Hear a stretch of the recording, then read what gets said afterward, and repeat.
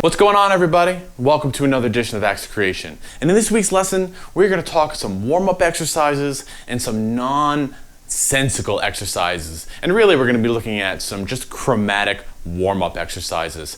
But with all warm-up exercises, they should target a specific technique. So we're going to kind of look at that and maybe some of the pitfalls or limitations that these exercises might cause us if we spend a little too much time on them. Now, you know, my students ask me what my practice routine is or how do I warm up properly, and everybody is going to be a little different, right? Anytime you're going to go running or exercising, you should do some jumping jacks, some pull-ups, some push-ups, all that kind of stuff, some calisthenics, kind of get the blood flowing, and you should kind of do that with guitar, right? You don't want to just jump in and just start ripping on your guitar ice cold, right? It's not going to sound that good, and you can possibly hurt yourself in the long run, right? So you should do proper stretching, all that kind of stuff. But this particular lesson is going to focus on some chromatic, nonsensical exercises, right? Just chromatic exercises. They're not outlining harmony. They're just kind of working on our picking, working on our hands, right? So before we jump in, down in the description below, you can find a link for the tabs for these lessons and all these exercises, all right? We are in standard tuning, and I want to start with the infamous chromatic exercise from John Petrucci's Rock Discipline, all right? So if you're unfamiliar with this video, it was an instructional video that John Petrucci from Dream Theater made ages ago. All the shredheads loved it, and it was essentially gospel for everybody, right? And it had this one exercise where he would move chromatically starting in 5th position. So you have this.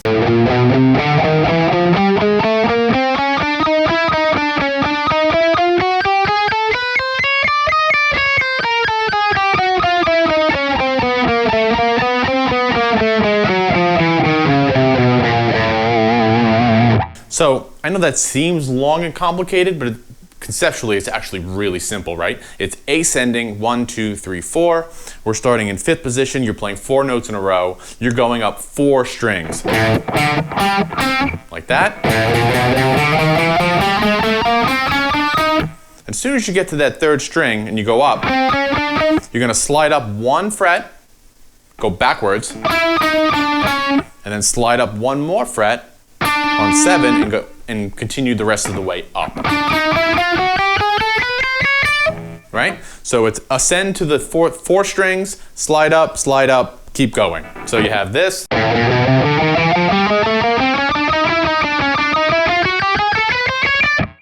Okay? When we get to the top, you're going to move up a half step and you're going to reverse the whole exercise. It's the same thing. Down 4 strings, slide, down 4 strings.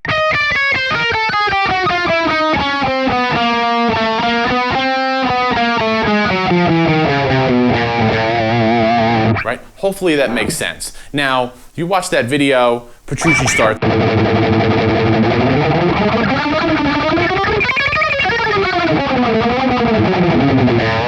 He starts out super slow and he really starts picking up the tempo on this exercise. But there are some pitfalls or some limitations to it. That's I want to bring to your attention, right? Because it's really cool to shred those chromatic nonsense lines. You hear it in Under a Glass Moon. He'll rock that, and you'll hear him do those kind of things often, right? Some crazy flashy chromatic run, and it sounds super impressive. Some of the limitations of this exercise, I don't want you to spend too much time on it, even though it's fun to kind of get this really fast, and it becomes a trick over time. The problem with this exercise is that you have an accent on the first note of every string change, right? It's groups of 4, and your accent is the first finger every time. It's the first note.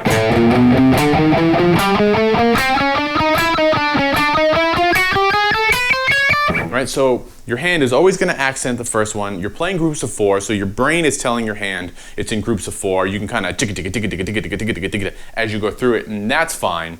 Left hand, it's kind of easy, but the fact that it's the accent note on the string change, on the first note, that's a pitfall. That's a limitation. It's the same thing that you see happen in the 3-note per string models, right? You kind of get trapped, and when you start looking at melodic lines that break you out of those patterns, your accents and your rhythms start crossing strings, right? And this exercise doesn't allow you to work through any cross-string accents. So we have to watch out for that. So speaking of those cross-string accents, let's look at an exercise, another chromatic exercise that actually will focus on fixing those limitations, right? If we look at a standard chromatic scale on the guitar, you have this awkward diagonal moving pattern, right? We take that same idea, but now we actually want to play every single note. So to do that, you actually have to play diagonally across the guitar. So we can go, starting on 8, you're going to move diagonally every string change.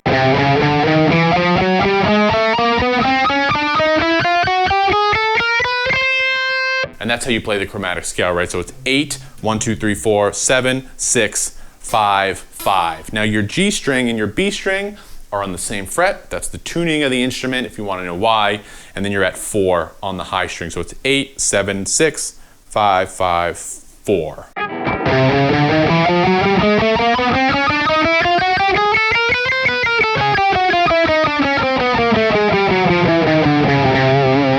And then when you go backwards, starting on the 8, which is C, right?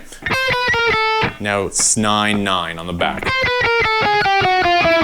The G and the B strings are still the same, 10, 11, 12. Okay, so you end up back there. Now I know what you're saying. Greg, that's still groups of 4. Your accent note is still on the first beat. So what we're gonna do is we're gonna play triplets. And what that's gonna do is you're gonna cause an accent with on the same string and cross-stringing, right? Because it's groups of 3, it's no longer an even number.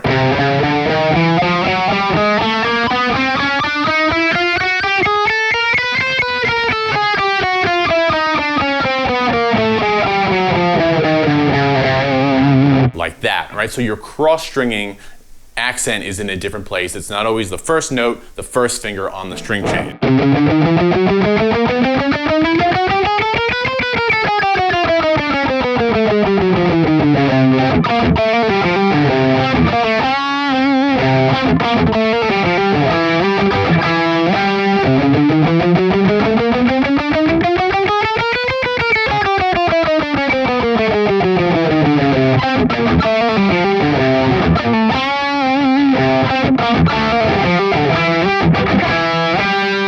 Just a fun little riff I put on the end of it to kind of break up the pattern so it's not just a constant on the right hand, building up that forearm burn, kind of breaks it up, makes it into a riff, into a song form, right? A little more musical. All I'm doing there is playing the octave and going down, essentially Mixolydian scale. So it's 10, 8, 7, 7 and 8, 10, 8, 10, 10.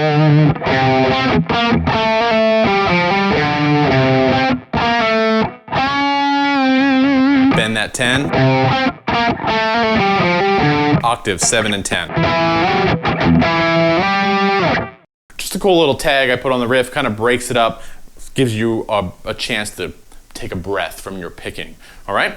And last but not least, let's move on to a nice cross-picking, cross-string exercise. This is more chromatic nonsense, and that is just a little diagonal pattern. You see this a lot, 5, 6, 7, 8. And then reverse it, 5, 6, 7, 8.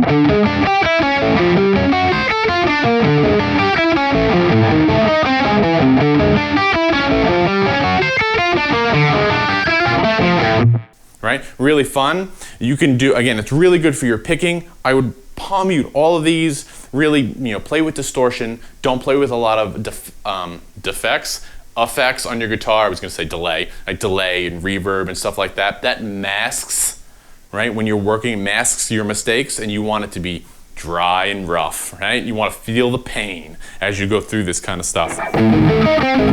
You can also practice putting accents on random notes for yourself. Accenting the first note of the group of 4 and then the note before it can kind of help you not miss any notes. What do I mean by that? So that last note right there, that pinky note, so you're accenting that as you play.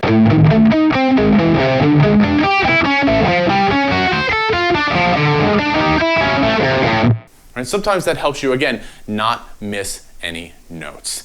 And there you guys go. Chromatic, nonsensical exercises to help warm up, right? So to talk about what I talked about in the beginning of this, right? When I'm going through these exercises and I'm warming up for my practice routine, right?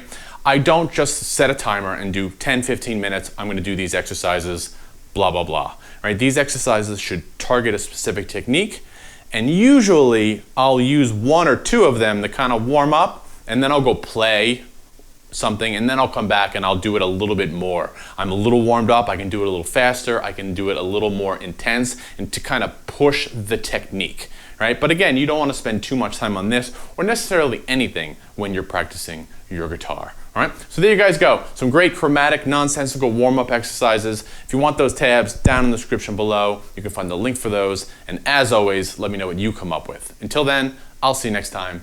Thanks a lot.